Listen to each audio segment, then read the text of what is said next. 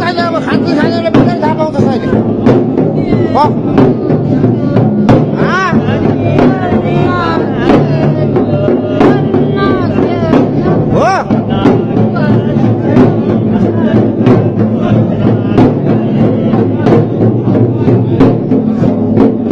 आमा कहाँदेखि आउनु भएको आमा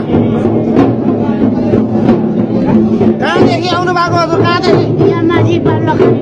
हजुर माथि खर्सानी बारीबाट